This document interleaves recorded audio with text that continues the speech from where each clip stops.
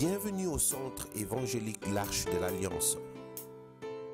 Situé sur l'avenue Mobutu au quartier Abattoir dans la commune de Massina à Kinshasa, République démocratique du Congo, le centre évangélique L'Arche de l'Alliance est une église locale de la 37e communauté des Assemblées de Dieu et première extension de l'église Laborde. Il est dirigé par son serviteur, le pasteur Israël Sembeloela. Ces cultes sont organisés le mercredi et vendredi de 17h à 19h, ainsi que les dimanches dans ces deux services de 8h à 11h et de 17h à 19h. Sa vision, c'est la mission qui a pour tâche l'évangélisation, l'implantation, la formation et le développement de tout homme et de tout l'homme. Si le Christ vous a franchi, vous serez réellement libre. Jésus-Christ t'aime et continue à t'aimer. Il t'attend pour te faire grâce.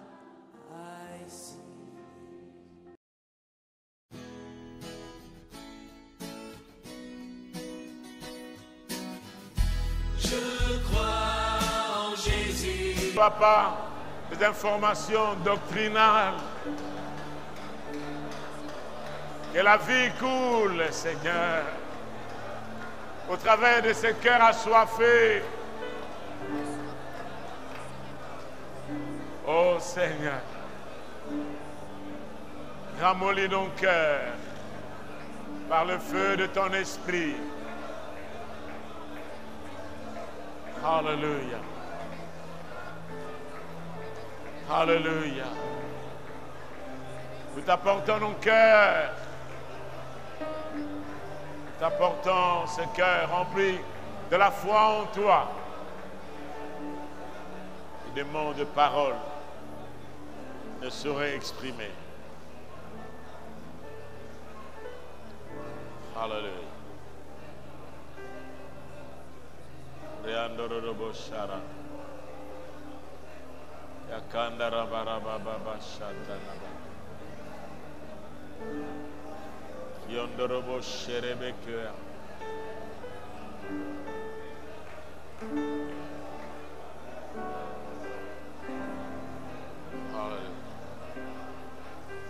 Seigneur, tu prends celui qui embrase le fumier et tu le fais asseoir avec les grands.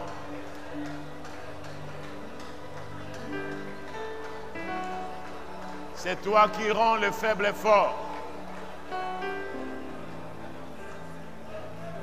C'est toi qui redresses celui qui est courbé. C'est toi qui donnes une famille à celui qui est abandonné. Tu es mon roi.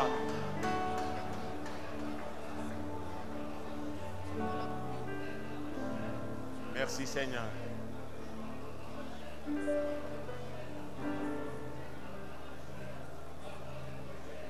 Alléluia.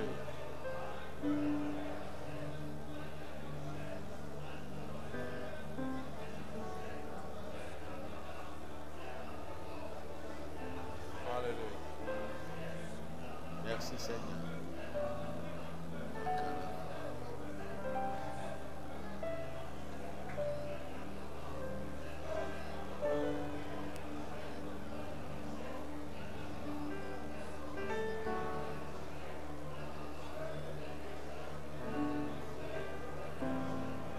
Oh Yabarabashanda. Merci Seigneur. Glorieux Sauveur.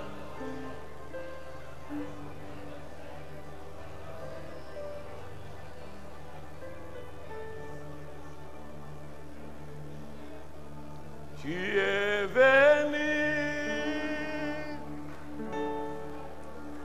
Tu m'as donné ta main, c'est qui c'est toi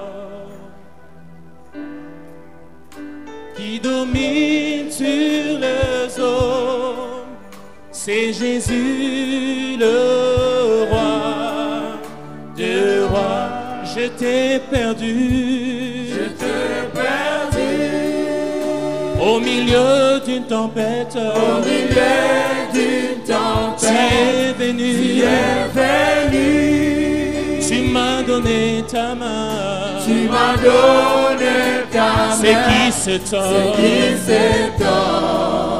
Qui domine sur les eaux? Qui domine sur les eaux. C'est Jésus, le roi de rois. C'est Jésus, le roi de rois. C'est Jésus, le roi de rois. Donnez une bonne acclamation au roi. Alléluia.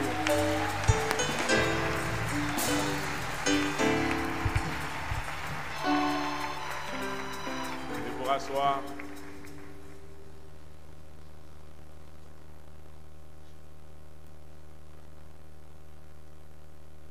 Nous parlons du royaume. Nous parlerons du royaume jusqu'à ce que le royaume s'établisse dans nos cœurs,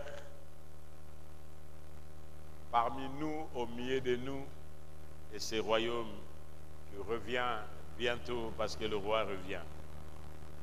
Amen. Et dans ces royaumes, il y a des fils et des filles. Le but de Dieu n'était pas seulement de créer le monde. Quel était le but de Dieu en créant le monde? Est-ce qu'il avait besoin encore d'un autre monde? Est-ce qu'il avait besoin encore d'un territoire, d'un autre domaine? Oui, nous disons oui, parce que c'est ce que la Bible appelle, c'est le dessein bienveillant qui s'était formé en lui-même. Dieu a eu la pensée en lui-même, quoi qu'il était roi des invisibles, de ce que nous ne pouvons pas percevoir. Les anges, des fois, ils se manifestent, mais lui-même, nous ne pouvons pas le voir, parce que lui-même a dit, personne ne peut me voir et vivre. Mais il a bien voulu, c'est Dieu transcendant, au-dessus de tout. Il a voulu venir dans ce monde, Ibana, créer le monde, un autre territoire, un autre domaine où il va placer une créature qui va tirer de la poussière de la terre. Et ce territoire, c'est la terre. Il n'y a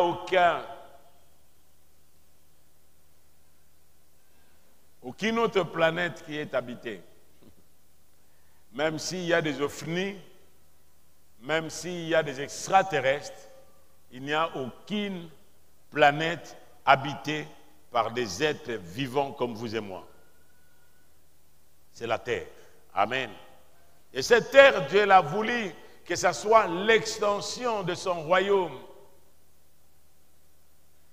Et dans cette extension de son royaume, il devait placer ses fils et ses filles. C'est pourquoi il va créer l'homme à son image et à sa ressemblance pour qu'il soit son représentant sur la terre, pour qu'il soit le reflet de lui-même, pour que l'homme soit l'extension du royaume de Dieu sur la terre. Frères et sœurs, certaines choses ne peuvent pas se limiter en théologie, en doctrine. C'est la pensée de Dieu. Et c'est ce que Dieu veut pour des êtres humains comme vous et moi. Et quand il a placé ses fils et filles, Dieu voulait qu'ils soient des fils et filles, qu'ils soient des sacrificateurs, qu'ils soient des prophètes et qu'ils soient des rois, princes et princesses. Pourquoi le sacrificateur le premier? Parce que c'est le sacrificateur qui devait donner l'onction au roi. Pourquoi le prophète? Parce que le prophète, c'était la voix de Dieu pour donner la direction de la marche de ce monde et de cette terre. L'Église doit remplir ces trois ministères: sacrificateur, prophète et roi.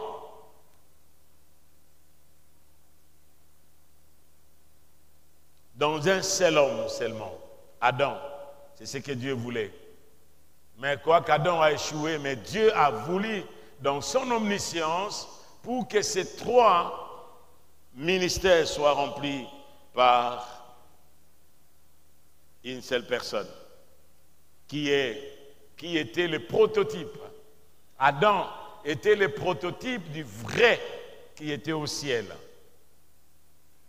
Comme nous le disons, Dieu, lorsqu'il a demandé à Moïse de lui construire un tabernacle, la déclaration de Dieu était la suivante: vous ferez le tabernacle d'après le modèle que je te montrerai. Ces modèles n'étaient pas sur la terre, ces modèles étaient au ciel. C'est-à-dire le modèle de l'homme que Dieu voulait qu'il soit sur la terre était au ciel. C'est pourquoi Adam représentait cet homme que Dieu voulait qu'il soit sur la terre pour qu'il agisse comme Dieu, pour qu'il parle comme Dieu, pour qu'il domine comme Dieu, pour qu'il règne comme Dieu et pour qu'il étende le royaume de Dieu sur la terre. C'est pourquoi les termes que la Bible utilise, le premier terme que la Bible utilise lorsque Dieu a créé l'homme, il a dit Dieu le bénit. Dieu a fait quoi? Et bénir, ce n'est pas seulement que Dieu a parlé, soyez bénis. Bénir, c'est Dieu leur a donné à Adam et Ève de moyens, de possibilités, des opportunités qui devaient accomplir le dessein de Dieu sur la terre. C'est ça, bénir. C'est pourquoi Dieu ne maudit pas. Dis à quelqu'un, Dieu ne maudit personne. Il ne maudit personne. Et la malédiction est venue comment? Lorsque l'homme est sorti du plan de Dieu, du dessein de Dieu, c'est alors que l'homme a été maudit. Maudit quelqu'un, c'est-à-dire il a été dépouillé des moyens, des opportunités, des occasions que lui devait recevoir de Dieu pour accomplir ce dessein sur la terre. Et cet homme que Dieu avait créé est tombé dans le péché. Et Dieu, le plan de Dieu n'a jamais changé. Dites à quelqu'un, Dieu ne change jamais son plan. Et il ne changera jamais ses desseins. Ce qu'il a commencé, même si ce que nous sommes en train de voir aujourd'hui dans le monde, frères et sœurs, les hommes peuvent changer. Les institutions peuvent changer, les constitutions peuvent changer, ce que les hommes font, ils peuvent changer, mais ils ne pourront jamais changer le plan de Dieu. Jamais. Lui qui a commencé l'histoire, il est celui qui l'achèvera. Est-ce que quelqu'un m'entend ce matin? Oui, que les hommes fassent ce qu'ils veulent. Nous écoutons aujourd'hui ce qui se passe dans le monde. Les autres dominent sur les uns. Les autres oppressent, les autres tyrannisent. Mais le dessein de Dieu s'accomplira. Un jour. Amen. Alors que lorsque l'homme a péché, Dieu voulait que l'homme soit dans son royaume. Retenez cela. Dieu voulait premièrement de sacrificateurs. Dis avec moi, sacrificateurs. C'est-à-dire des fils sacrificateurs, des fils prophètes et des fils rois. Retenez cela. Parce que vous allez partir ici, le pasteur a dit, non. Retenez certaines choses. Si nous le répétons et que nous écoutons ici, les serviteurs de Dieu se ramener, on ne les communique pas, on ne se communique pas, mais nous croyons que c'est le même esprit qui peut toucher chacun. Amen. Amen. Alors lorsque l'homme a péché, le premier sacrificateur, pour démontrer que Dieu voulait que l'homme soit sacrificateur, qu'est-ce que Dieu a fait? L'homme s'est tissé de feuilles de figues pour porter. Vous savez, lorsque vous détachez une feuille de l'arbre, c'est verdâtre pour quelque temps. Mais après un certain moment, les feuilles sèchent. et la nudité se revoit encore. C'est ce que l'homme est. L'homme se couvre et ce fait que l'homme a cherché à se couvrir, c'est la religion. L'homme essaye de se couvrir de la religion pour couvrir sa nudité parce que la gloire de Dieu était partie. L'atmosphère de la présence de Dieu était partie. Vous imaginez que lorsqu'il y a quelque chose qui ne va pas dans votre vie, vous sentez qu'il y a l'atmosphère, même de la présence de Dieu, est partie de vous. Vous ne vous sentez pas en sécurité. Il y a une culpabilité qui est dans votre cœur. Il y a un sentiment de peur. Il y a un sentiment de terreur qui vous envahit. Pourquoi? Parce que l'atmosphère de la présence de Dieu est partie. C'est ce qu'a été l'homme. Et il est allé se cacher. En se cachant, il dit non, non, ça ne suffit pas. Il va prendre des feuilles et il sait, pour se couvrir, c'est la religion. Juste après un moment, les feuilles tombent et sa nudité est vue. La nudité est connue. C'est pourquoi la Bible nous dit que les offrandes de tout ce que les gens ont fait dans l'ancienne alliance ne pouvaient pas ôter le péché. Ça couvrait le péché. Et lorsque ça couvrait à un certain moment, lorsqu'il y a un vent, lorsqu'il y a quelque chose qui vient, après le vent emporte, et puis la présence est là. C'est comme une viande qui est là. Et cette viande, avant, il y a de miasmes dans la viande, des miasmes. Et qu'est-ce qui permet qu'il y ait la pourriture? La pourriture, il y a de miasmes dans la viande, et il y a l'air qui vient, il y a les rayons du soleil qui viennent, qui font que cette viande n'est plus protégée. Et ça commence à se décomposer. C'est ça ce qui est arrivé dans l'homme. Mais lorsque vous placez du ciel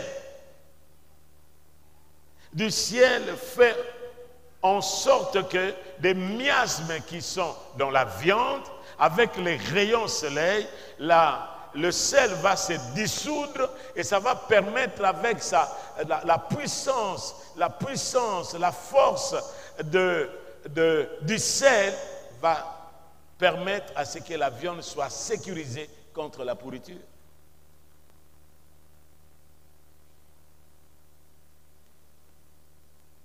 Qui peut nous sécuriser? Et lorsque cela était parti, c'est pourquoi il y a eu la putréfaction, il y a eu la pourriture, il y a eu la mort. La mort, c'est la séparation d'avec Dieu. Et lorsqu'il y a eu la séparation avec Dieu, les conséquences, c'est ça ce qui va se passer. Et Dieu lui-même était le premier sacrificateur. Qu'est-ce qu'il a constaté l'homme? Dans son amour, il a dit que cet homme, je vais encore préparer quelque chose que je ferai dans l'avenir pour l'accomplissement de mon plan. Dieu a fait quoi? Il a tué un animal innocent qui était dans le jardin d'Éden. Il tue cet animal, il tanne la peau, il dessèche la peau, il fait habiller l'homme. Le premier sacrificateur. Et on ne peut pas acclamer Dieu lui-même. Il couvre l'homme. Et la peau peut permettre à ce que l'homme, il y a eu le sang qui a coulé, et la peau peut permettre à ce que l'homme vive, se couvre sa nudité longtemps possible que le feuille. Dis avec moi le feuille.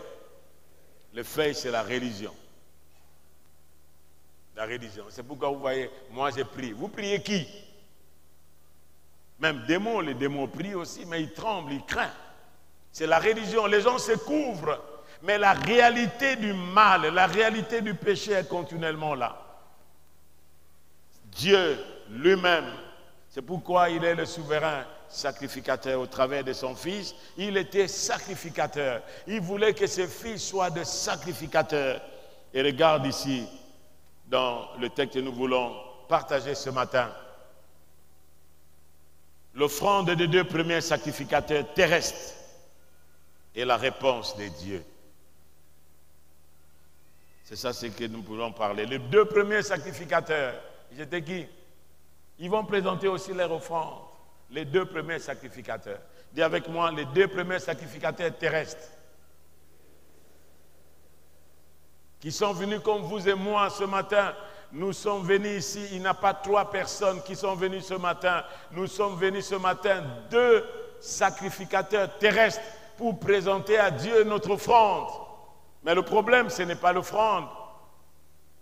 La réponse, ce n'est pas l'homme qui donne, mais c'est Dieu qui donne la réponse à l'offrande que l'homme lui offre. Lisez avec moi le texte de base, c'est Genèse 4, le verset 1er jusqu'au verset 8e. Vous allez lire cela. Est-ce que vous ne pouvez pas vous approcher ici, s'il vous plaît, pour me lire?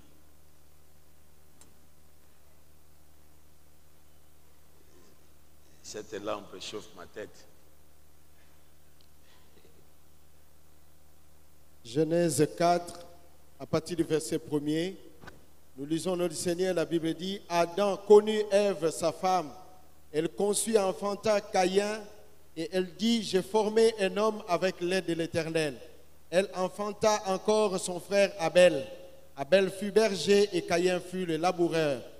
Au bout de quelque temps, Caïn fit à l'Éternel une offrande de fruits de la terre. Et Abel, de son côté, en fit une des premiers-nés de son troupeau et leur graisse. L'Éternel porta un regard favorable sur Abel et sur son offrande. Mais il ne porta pas un regard favorable sur Caïn et sur son offrande. Caïn fut très irrité et son visage fut abattu. Et l'Éternel dit à Caïn, pourquoi es-tu irrité et pourquoi ton visage est-il abattu? Certainement, si tu agis bien, tu relèveras ton visage, et si tu agis mal, le péché se couche à la porte et ses désirs se portent vers toi, mais toi domine sur lui. Cependant, Caïn adressa la parole à son frère Abel, mais comme ils étaient dans les champs, Caïn se jeta sur son frère Abel et le tua. Hébreux chapitre 11, verset 4 et le verset 6e. Hébreux 11 plutôt, le verset 4 et le verset 6e. C'est par la foi qu'Abel offrit à Dieu un sacrifice plus excellent. Soulignez, c'est par quoi? Soulignez le mot foi. C'est par la foi qu'Abel offrit à Dieu un sacrifice plus excellent que celui de Caïn. C'est par elle qu'il fut déclaré juste, Dieu approuvant ses offrandes, et c'est par elle qu'elle parle encore quoique mort. 1 Jean, le dernier texte, 1 Jean chapitre 3, versets 11 à 16. Car ce qui vous a été annoncé et ce que vous avez entendu dès le commencement, c'est que nous devons nous aimer les uns les autres et ne pas ressembler à Caïn. Souligner ne pas ressembler à Caïn, qui était du malin et qui tua son frère. Et pourquoi le tua-t-il? Parce que ses œuvres étaient mauvaises et que celles de son frère étaient justes. Pourquoi? La raison que Caïn a tué son frère, parce que ses œuvres étaient comment? Mauvaises. Et que ses seuls de son frère étaient justes. Nous savons que nous sommes passés de la mort à la vie parce que nous aimons le frère. Celui qui n'aime pas demeure dans la mort. Quiconque hait son frère est un meurtrier. Et vous savez qu'aucun meurtrier n'a la vie éternelle demeurant en lui. Amen. Amen. Amen. Merci, pasteur. Amen. Nous voyons ici les 2 premiers sacrificateurs. L'offrande des 2 premiers sacrificateurs. Pourquoi ils n'ont pas fait autre chose? Qui a appris? On ne nous a pas dit que Dieu a demandé. Lorsque vous lisez dans ces textes, vous ne trouvez pas que Dieu a demandé à Caïn et à Abel de lui offrir l'offrande. Ce sont leurs propres dispositions. C'est leur propre motivation. C'était intrinsèque dans leur vie C'était inhérent en eux qu'ils étaient des sacrificateurs.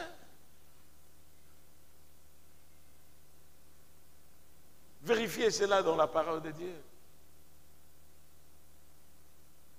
Ce n'était pas à la demande de Dieu, mais c'était les dispositions de leur cœur, dans leur propre initiative. Ce n'était pas l'initiative de Dieu. Ce n'est pas Dieu qui a initié qu'Abel, offre-moi une offrande. Et nous allons le lire dans le psaume 50, que notre bien-aimé maître nous avait lu au début. Lisez avec moi le psaume 50 pour voir la raison. Ce n'est pas Dieu. Frères et sœurs, des fois vous pensez que lorsque vous faites quelque chose, vous venez prier, vous pensez que Dieu a besoin, bien entendu, de nos louanges, de nos prières. Mais c'est nous qui avons besoin de Dieu. Dieu a besoin, parce que Dieu, c'est un Dieu relationnel. Il est un Dieu qui veut communiquer avec son peuple. Le psaume 50. Lisez avec moi pour voir la déclaration du psalmiste. Ce qu'il dit. Psaume 50. Écoutez. Nous lisons Dieu, le verset 1er.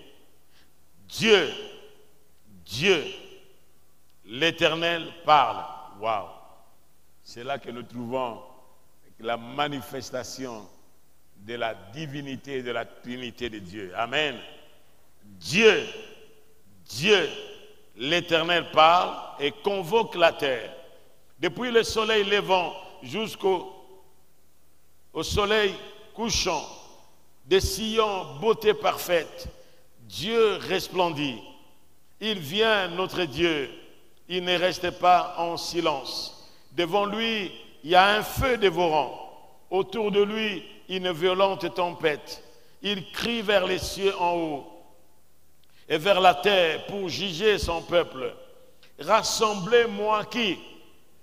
Mes fidèles, qui ont fait alliance avec moi par quoi? Par le sacrifice. C'est-à-dire, c'est un esprit, il voulait entrer encore en alliance avec Dieu. L'alliance avec Dieu a été rompue avec Adam. Frères et sœurs, ne dites jamais que ce que vous êtes aujourd'hui, même si les parents étaient sorciers, même si les parents étaient dans l'occultisme, même s'ils étaient dans la pauvreté, même s'ils étaient dans les morts où il y avait comme une hérédité de mort ou une hérédité de maladie, vous pouvez changer quelque chose dans l'alliance avec Dieu par le sacrifice. Est-ce que quelqu'un m'entend ce matin? C'est-à-dire quelque chose peut changer. Le peuple qui fait alliance avec lui par le sacrifice. C'est-à-dire qu'il y avait une révélation. Comment nous devrions faire l'alliance avec Dieu? Ils voyaient les conditions de leurs parents. Ils voyaient les conditions où ils se retrouvaient. Ils voyaient de l'autre côté. Ils pouvaient demander peut-être à leurs parents, qu'est-ce qui s'est passé? Est-ce que nous avons été comment? Comment nous étions? C'est pourquoi, frère, la Bible nous dit, instruis l'enfant selon la voie qu'il doit suivre. Et quand il sera grand, il ne s'en détournera point. Certaines choses, nous devons parler à nos enfants, non pas seulement des histoires négatives qui se sont passées, mais nous pouvons leur dire, ne tombez pas dans le piège que nous sommes tombés. Est-ce que quelqu'un m'entend, s'il vous plaît? Si nous nous trouvons aujourd'hui dans cette condition, non pas à cause de quelqu'un d'autre, c'est à cause de ce que nous avions commis. Nous avions désobéi à la parole de Dieu. Nous avons rompu l'alliance éternelle avec Dieu. C'est ce qui nous est arrivé. Le peuple que j'ai conclu alliance avec eux par le sacrifice. et les cieux publieront sa justice. Car c'est Dieu qui est juge. Amen. Qui est juge? Écoutez mon peuple et je parlerai. Lisons ensemble avec moi. Mettez votre nom à la place d'Israël. Israël, je t'avertirai. Je suis Dieu ton Dieu. Verset 8, lisons ensemble. Pour tes sacrifices que je te fais des reproches. Tes holocaustes sont constamment devant moi.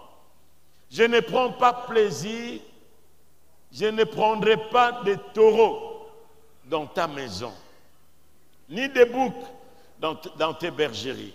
Car tous les animaux des forêts sont à qui? Toutes les bêtes de montagne par milliers. Je connais tous les oiseaux des montagnes. Et tout ce qui se met dans le champ m'appartient. Si j'avais faim, je ne te le dirais pas, car le monde est à moi et tout ce qui le renferme. Waouh! Le monde que nous avons n'est pas pour quelques individus, le monde est à Dieu. Quelqu'un m'entend ce matin, s'il vous plaît? Le monde n'est pas pour une race. Le monde n'est pas pour une couche sociale. Le monde n'est pas pour quelques individus qui peuvent écraser les autres ou détruire les autres. Le monde est à Dieu. Et tout ce qu'elle renferme. Est-ce que je mange la chair des taureaux? Est-ce que je bois le sang de bouc? Comme aujourd'hui, certains, pour régner, ils ont besoin de boire du sang pour avoir la force. Ils font des pactes avec le sang. Verset 14e. Offre pour sacrifice à Dieu quoi? Des actions de grâce. Et accomplis tes vœux envers qui? Le Très-Haut. Et invoque-moi au jour de quoi? Je te ferai quoi? Je te délivrerai et tu me glorifieras. Qui va te délivrer? Le pasteur, l'archibishop, le quadribishop, les moines,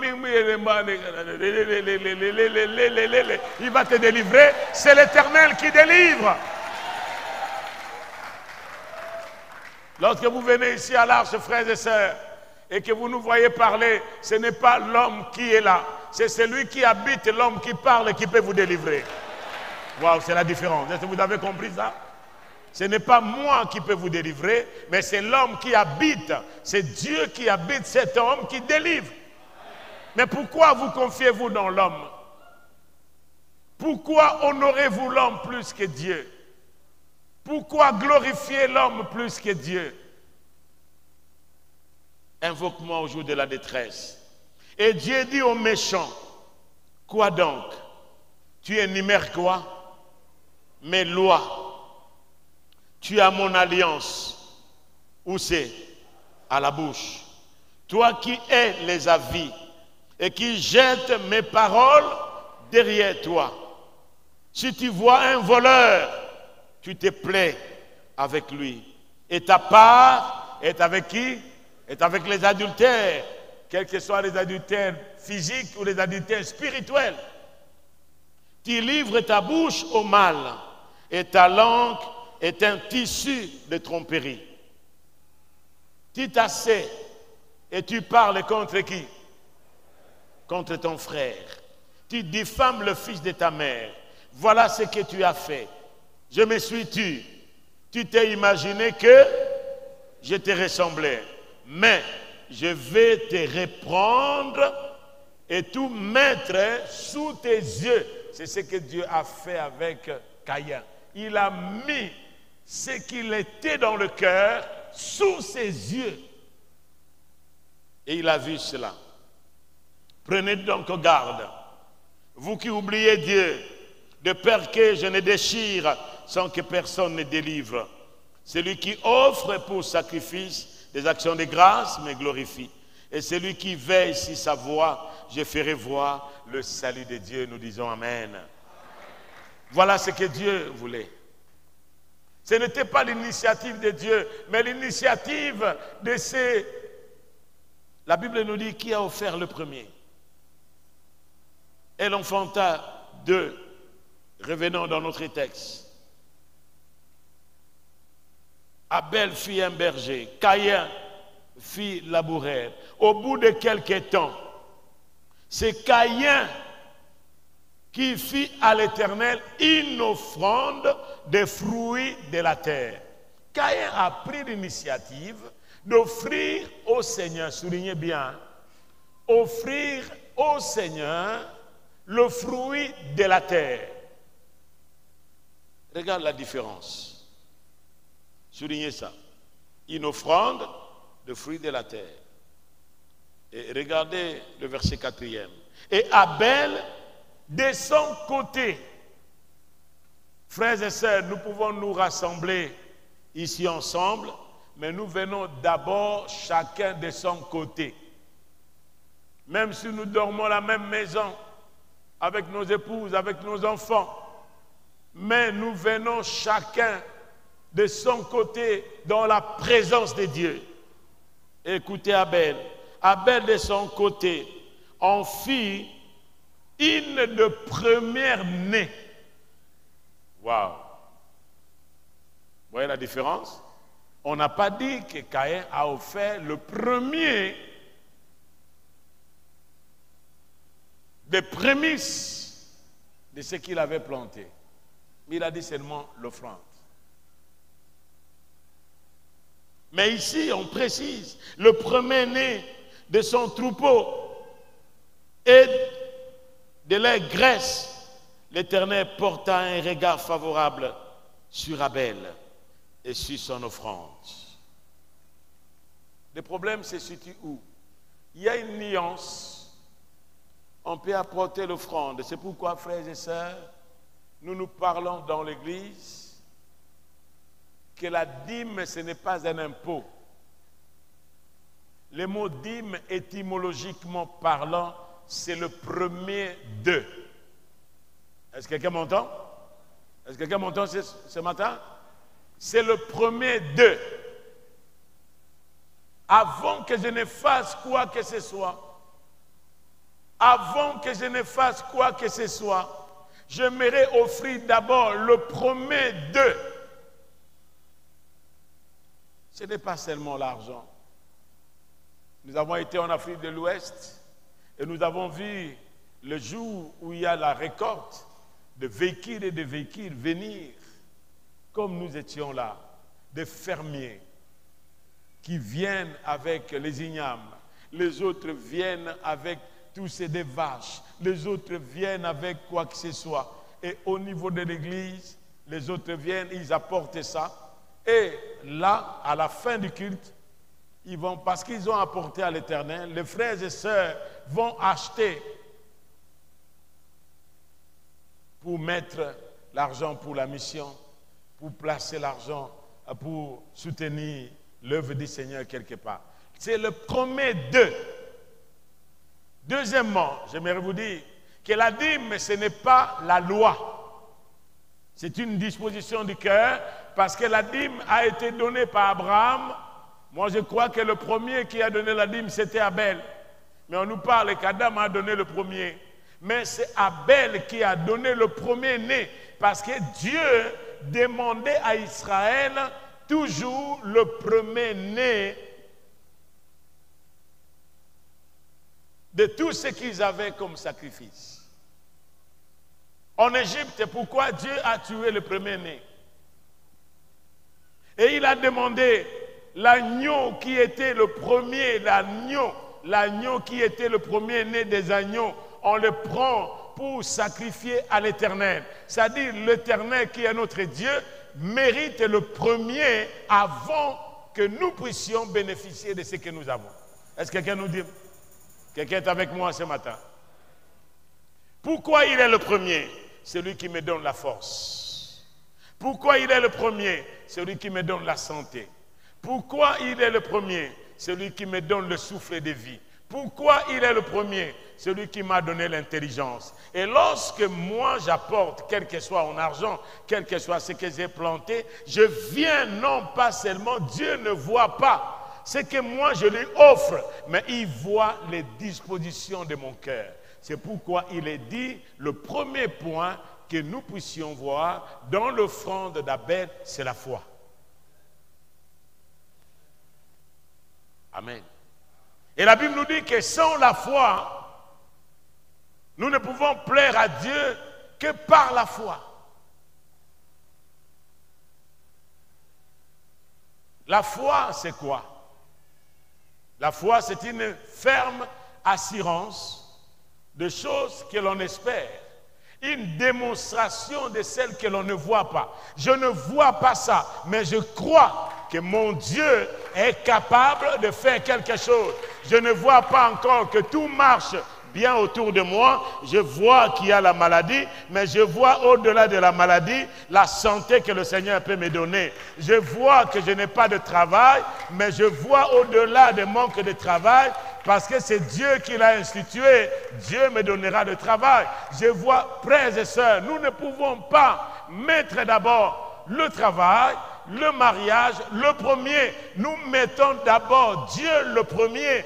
Qui peut me donner le travail? Qui peut me donner le voyage? Qui peut me donner le mariage? Nous en avons assez de l'évangile humanocentrique. L'évangile humanocentrique, c'est quoi? Je vois votre élévation, je vois votre promotion, je vois votre mariage, je vois que vous êtes bénis, je vois que vous êtes ici. Où est la place de Dieu? Dieu, fais-moi maintenant, place-moi dans tel poste. Lorsque Dieu te place dans tel poste, quelle sera la part de Dieu?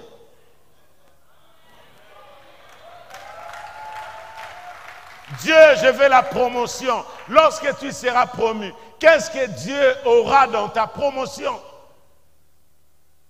Tu vas chercher d'abord à avoir quoi? Avoir premièrement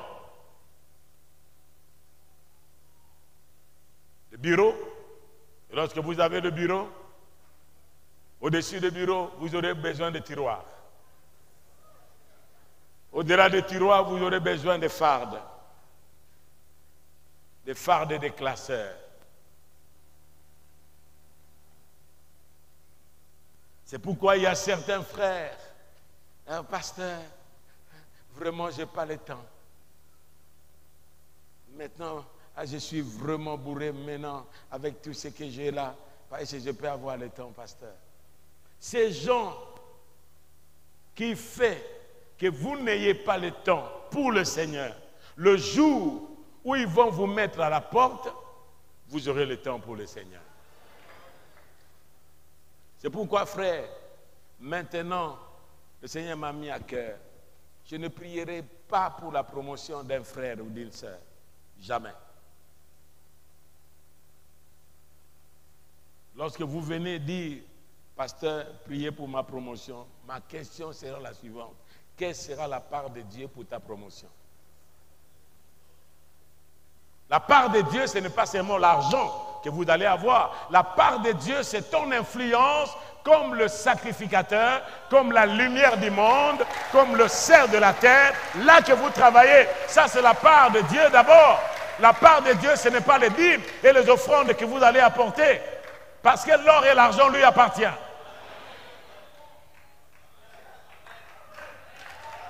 Écoutez frère, nous en avons assez. Il y a beaucoup de gens qui pensent que ce qu'ils amènent, ce n'est pas vous qui me donnez. Vous donnez d'abord à qui? À votre Dieu. Et puis c'est Dieu qui a appelé ses serviteurs. Il permet qu'ils aient leur part. Mais aussi de l'autre côté, si le serviteur ne donne pas d'abord le premier à Dieu, il aura affaire avec qui? Ah. C'est ça ce qui se passe. C'est ça ce qui se passe. Vous vous donnez, vous faites votre part, frère. Moi, j'ai donné d'abord le premier à mon Dieu. Mais si celui-là qui a reçu et qui lui fait d'abord se servir lui, au lieu de placer ça dans le service, dans le royaume de Dieu, pour que le royaume de Dieu avance, il aura affaire avec qui? sa maison sera desséchée. Ma maison ne sera jamais desséchée. Parce que je mets d'abord pour Dieu d'abord. Jamais. Même si nous pouvons manger, des fois nous dormons avec un peu de la bouillie, un peu de quoi que ce soit, mais on ne regrette jamais. On ne regrette jamais. Nous avons dit à Dieu, Seigneur, nous avons fait notre part. Mais toi qui as dit, tu feras vivre le juste au milieu de la famine, tu nous feras vivre. Est-ce que quelqu'un m'entend ce matin, s'il vous plaît? Tu nous feras vivre. C'est pourquoi David a dit, l'Éternel est mon berger, je ne manquerai de rien. Mais qu'est-ce que David a dit? Je n'offrirai pas à l'Éternel une offrande qui ne m'écoute pas. Regarde Abel. Abel a compris. Le problème, ce n'était pas le front de la terre. Oh, lorsque nous avions commencé à prêcher, nous avons dit, parce que Dieu avait maudit la terre, mais l'animal sort d'où? Il broute quoi? L'animal broute quoi? Il broute les herbes qui viennent d'où? De la terre qui a été maudite. Ah, je me suis repenti. Mais c'est vrai, frère, il faut être vrai comme David. David, lorsqu'il a fait porter l'arche de l'Alliance sur le char en or, il a compris un jour, il a vu Uza être frappé par Dieu. Mais il dit, mais Dieu, moi j'ai fait quelque chose de bien, j'ai fait ce char en or et j'ai placé l'arche de l'Alliance. Dieu a dit non. L'arche de l'Alliance ne peut jamais être portée sur le char. Ça doit être porté sur les épaules des sacrificateurs. Et David est venu pour dire, non, nous n'avons pas agi selon la loi. Frères et sœurs, on a besoin de la repentance lorsque nous savons que nous n'avons pas agi, même publiquement, fais-le. Même si les autres vont dire, non, c'est la honte. Oui, la honte. Jésus-Christ a pris mon opprobre à la croix, mais la honte sur la terre, la gloire au ciel sur vous. Est-ce que quelqu'un m'entend, s'il vous plaît? C'est-à-dire, même si c'est pourquoi la Bible nous dit, confessez vos péchés les uns les autres, afin que vous soyez guéris. Vous pouvez vous renfermer avec ce que vous êtes. Sans la repentance, vous n'aurez pas accès dans la présence de Dieu. Le premier point d'Abel, son problème était quoi?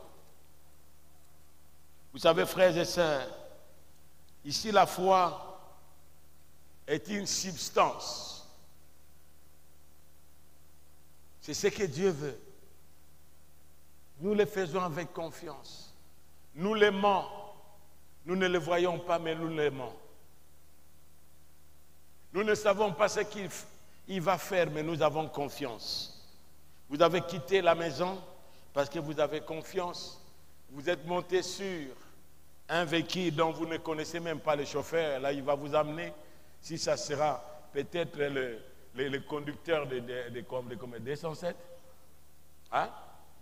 Comment on appelle? L'esprit de...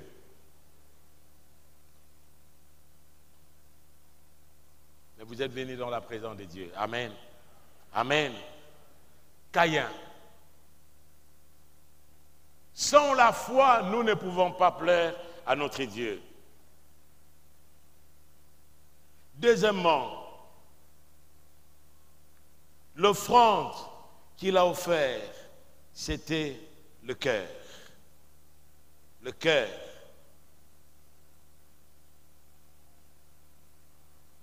Lisez avec moi le psaume 5. Le psaume chapitre 5, le verset 10e.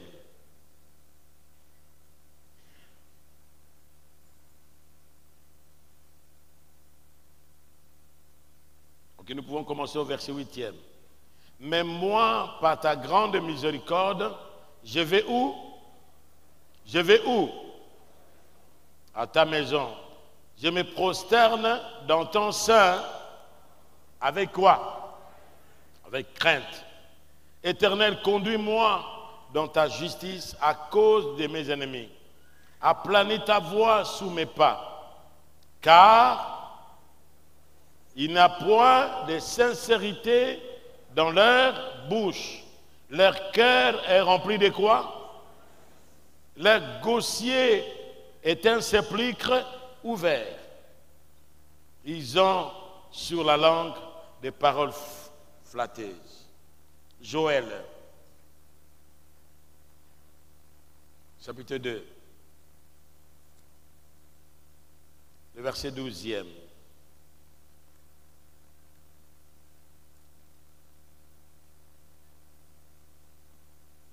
Maintenant encore, dit l'Éternel.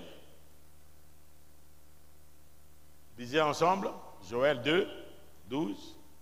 Maintenant encore, dit l'Éternel, revenez à qui? De tous vos pieds, de tout votre corps. Qu'est-ce qu'il dit de tout? À haute voix, de tout.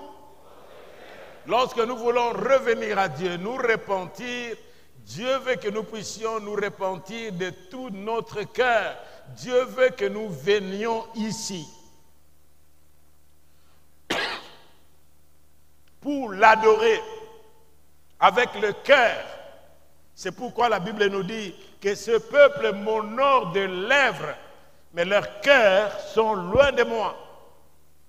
Le cœur, c'est le siège de nos pensées, de notre intelligence, de nos émotions, de notre personnalité. Notre offrande que nous apportons à Dieu n'est pas seulement ce que nous apportons. Il y a certaines personnes qui prennent l'offrande, vous savez, ils froissent ça. Ils froissent et ils mettent là-bas. Et ceux qui comptent les offrandes là-bas, ils ont des difficultés. Des fois, ça se déchire parce que la personne a tellement froissé que quand le frère va ouvrir pour compter, ça se froisse. Mais pourquoi vous ne pouvez même pas plier de deux, plier en deux et puis jeter dans le panier, c'est tout. Ou bien mettez ça à moitié. Le problème, ce n'est pas si les autres vont voir. Pourquoi nous faisons comme ça? Peut-être d'après moi, pensée que Naboui Moussi soit mon. Quand les autres utilisent, si la main gauche donne, que la droite ne chasse pas. Première pensée, on a honte de ce qu'on offre à Dieu. Et lorsque un frère va regarder, quel billet que le frère a donné là? On a honte. C'est un signe de complexe. Parce que ce que vous donnez, vous ne donnez pas un homme, mais vous donnez à qui? À votre Dieu. Mettez cela, le billet soit entier, mettez cela. Pourquoi le froisser? Vous allez lire dans le livre de Malachie pour voir. Vous m'offrez des sacrifices qui sont boités, qui sont aveugles, qui sont même morts. Offrez à votre roi, s'il peut les prendre. Nous allons lire ça. Et très bientôt, nous voulons terminer. Frères et sœurs, si le Seigneur nous aide, nous n'allons pas avec la course de temps. Mais il a dit, offrez ça à votre Dieu, à votre roi. Allez donner ça à votre président, même à votre boss qui est dans votre travail.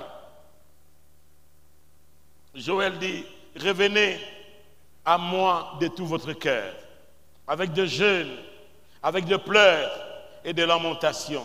Verset 13, lisez avec moi. Déchirez vos cœurs et non vos vêtements. Et revenez à l'Éternel votre Dieu, car il est compatissant et miséricordieux, lent à la colère et riche en quoi?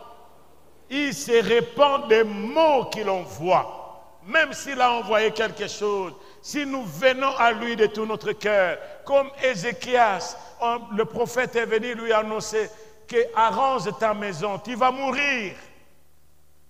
Ézéchias a tourné le dos vers au mur. Il a commencé à pleurer. Seigneur, souviens-toi. Il a répandu d'abondantes larmes.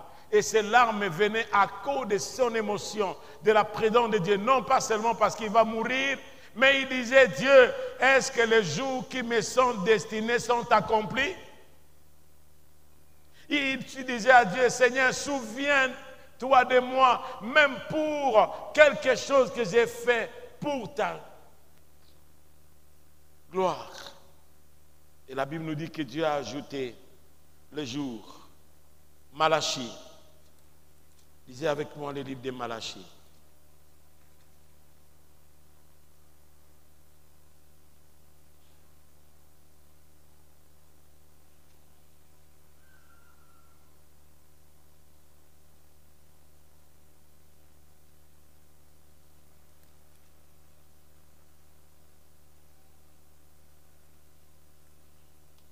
verset, chapitre 1er, verset 6. Nous allons. Un fils honore son père, un serviteur son maître. Si je suis père, où est l'honneur qui me dit? Si je suis maître, où est la crainte qu'on a de moi? Dit l'Éternel des armées. À vous, sacrificateurs. À vous qui méprisez mon nom et qui dites, en quoi avons-nous méprisé ton nom? Lisez avec moi le verset 7. Vous offrez sur mon autel des aliments quoi? Impurs. Et vous dites, en quoi t'avons-nous profané? C'est en disant, la table de l'Éternel est méprisable. La table de l'Éternel, la table a beaucoup de significations. La table peut être trapéza, qui a donné le nom de l'administration. C'est pourquoi, lorsqu'on a fait le choix des apôtres, de diacres, on a dit, nous nous occuperons de la prière et de la parole, et eux vont servir des tables. Servir des tables, non pas seulement des tables de Sainte-Seine, mais la table, c'est le trapéza, c'est l'administration, c'est le diaconat. Verset 8. Quand vous offrez en sacrifice une bête comment? Aveugle, n'est-ce pas mal? Quand vous en offrez une boiteuse ou infirme, des billets que vous avez cherchés partout, ça ne s'utilise pas, et vous ramenez dans la maison de Dieu, vous ne maudissez pas Dieu? N'est-ce pas mal? Offrez donc à qui? À ton gouverneur. Te recevras-tu bien? Te feras-tu bon accueil? Dit l'Éternel des armées. Priez Dieu maintenant pour qu'il ait pitié de nous. C'est de vous que cela vient. Vous recevra-t-il favorablement? Dit l'Éternel des armées. Lequel de vous fermera les portes pour que vous n'allumez pas en vain le feu sur mon autel? Je ne prends aucun plaisir en vous, dit l'Éternel des armées. En vous d'abord, ce n'est pas d'abord l'offrande, parce que c'est vous qui offrez l'offrande. Dieu ne vous agrée pas, comme il ne vous agrée pas, même si vous donnez le superflu de vos offrandes, il ne les agréera jamais. Dit l'Éternel des armées.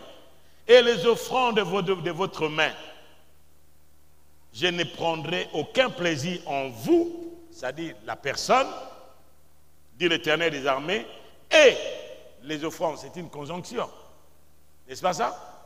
Et les offrandes de votre main ne me sont point agréables.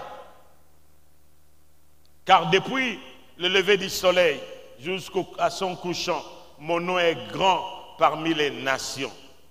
Et en tout lieu, on brûle de l'encens, c'est-à-dire des prières en honneur de mon nom. Et l'on présente des offrandes pures, car grand est le nom.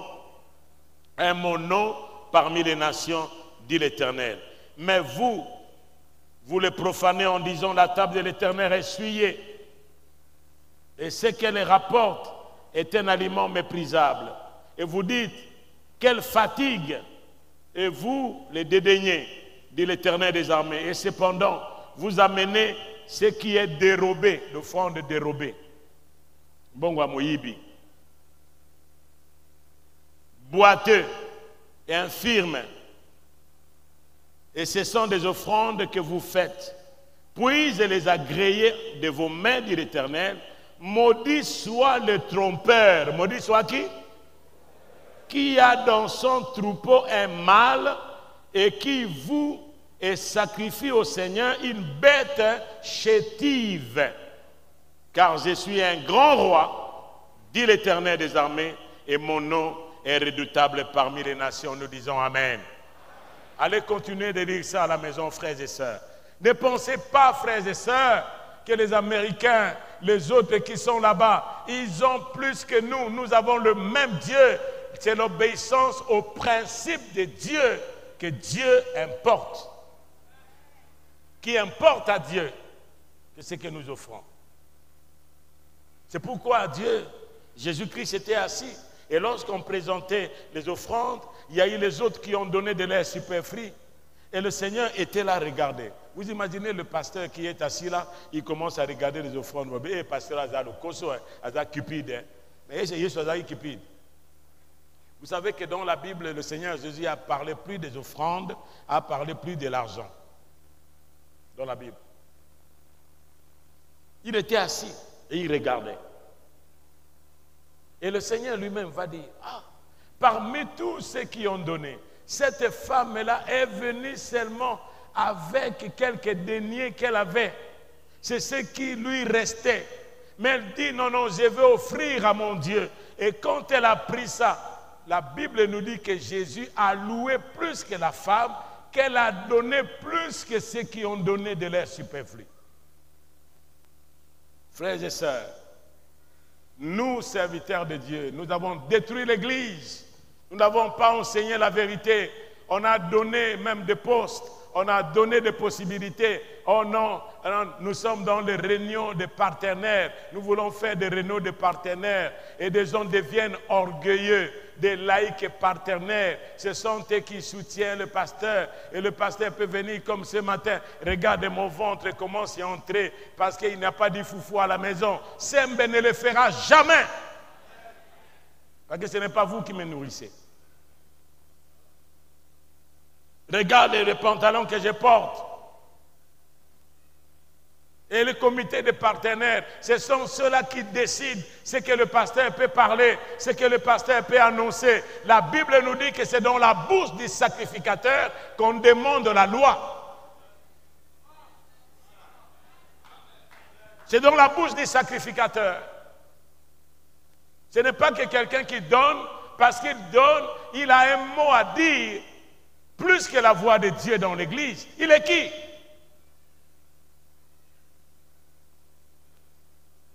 Il y a certaines personnes, lorsqu'il donne, il est orgueilleux. Il peut venir en retard et il cherche une chaise. Si on lui a dit, est-ce qu'il n'a pas une chaise pour moi? Et pourquoi tu es venu en retard? Soyez là-bas au fond. Mettez-lui au fond là-bas. Si on peut dire que vous avez acheté des chaises, venez prendre vos chaises, allez avec.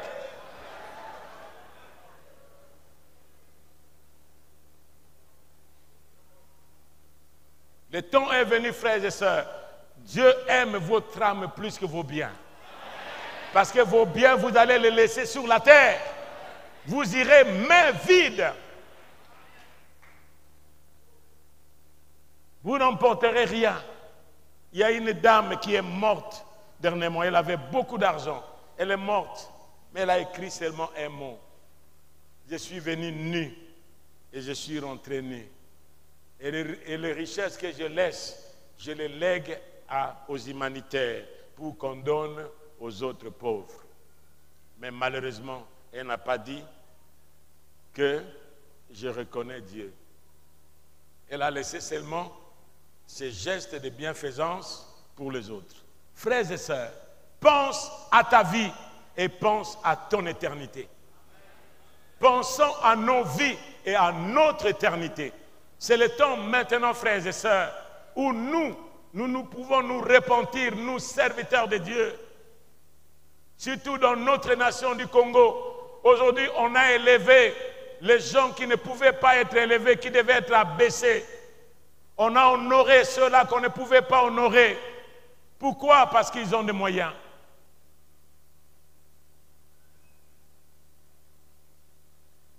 Vos moyens ne vous appartiennent même pas, ça appartient à Dieu. Et enfin, Dieu dit, venez avec des paroles.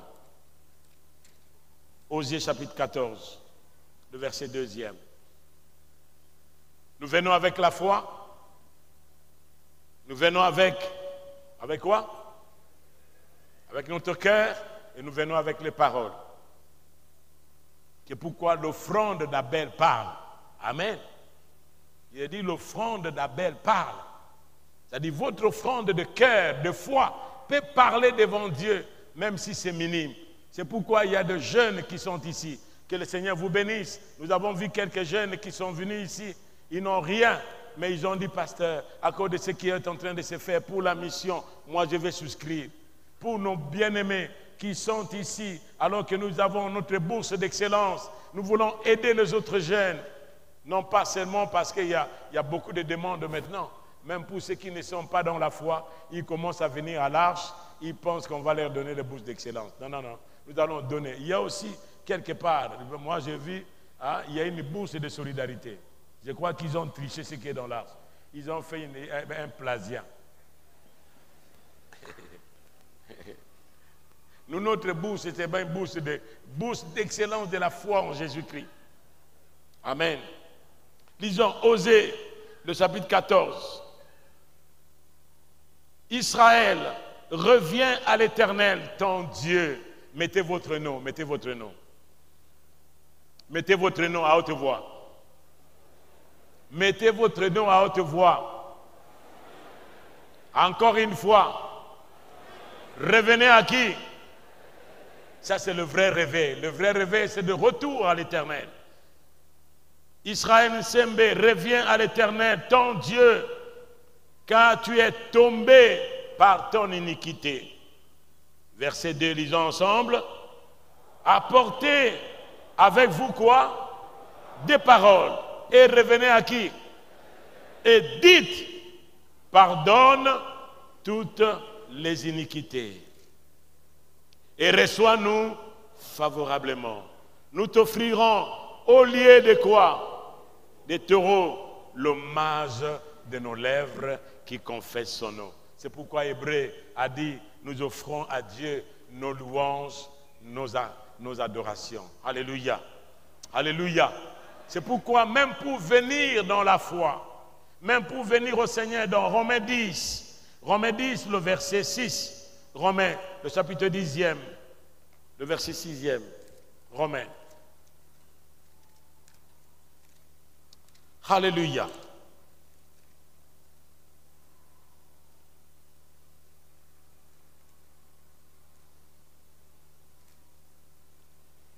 Romains 10, le verset 6e à 13.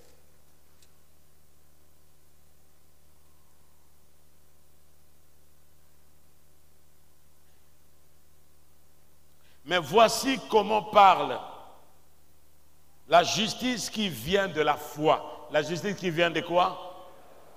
Ne dites pas en ton cœur, qui montera au ciel pour nous? N'allez pas dans le mangengengue, c'est l'idolâtrie. Jésus a dit à la Samaritaine a dit à Jésus, vous dites qu'il faut aller seulement à Jérusalem, mais nous avons la montagne. Jésus a dit, non, non, le temps est fini avec toutes ces choses. Le temps est fini. Ce n'est plus à la montagne. Et les autres, je parlais pas plus que je parlais avec des responsables qui ont une action maintenant avec les enfants puissants, et je sens l'esprit, je sens l'onction qui est de l'autre côté des enfants, là où je suis maintenant. Je leur ai parlé, oh non, non, papa, nous avions voulu acheter des nattes, nous allons enlever les chaises, et puis nous allons prier pour qu'il y ait l'action de Dieu. J'ai dit, non, non, écoutez-moi s'il vous plaît, laissez-moi ces histoires-là. Oh non, te tokola la tolo nase. Tolo sa nase. Ola di tolo nase, ceux qui m'ont témoin eza mabe, nzambe akoyoka te. Okobela na yo pneumonie. Okobela pneumonie na malili. O tolo nase. Akamati maya sopi tolo nase.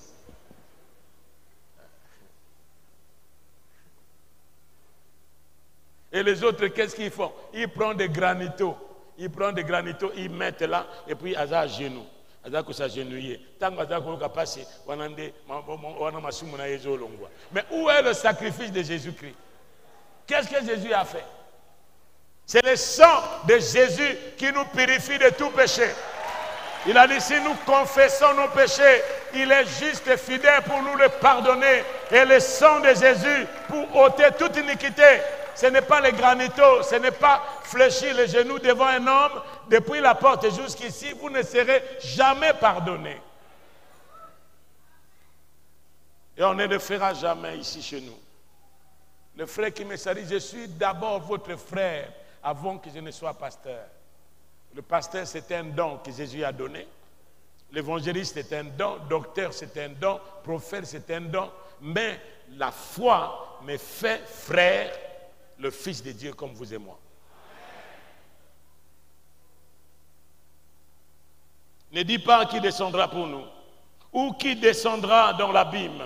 C'est faire remonter Christ d'entre les morts. Que dit-elle donc? La parole est où? La parole est où? Verset 8, et la parole est où? Est près de toi. Où c'est? Dans ta bouche, et où c'est? Dans ton cœur. Or, c'est la parole de la foi que nous prêchons. Si tu confesses de ta bouche le Seigneur Jésus, et si tu crois, où c'est? De tout, dans ton cœur, que Dieu l'a ressuscité des morts, tu seras sauvé. Car c'est en croyant du cœur qu'on parvient à la justice, et c'est en confessant de la bouche qu'on parvient au salut, selon qu'il est écrit, quiconque invoquera le nom du Seigneur sera sauvé. Il n'y a aucune différence, en effet, entre juifs et grecs, puisqu'ils ont tous un même Seigneur qui est riche pour tous ceux qui lui invoquent, car quiconque invoquera le nom du Seigneur sera sauvé. Et le peuple de Dieu dit Amen. Que Dieu vous bénisse et que Dieu nous bénisse tous, qu'il nous accorde sa grâce. Alléluia. Ce matin, es-tu venu comme Caïn ou comme Abel? Je crois en Jésus, je crois qu'il est le Fils de Dieu, je crois qu'il est mort et ressuscité, je crois qu'il a payé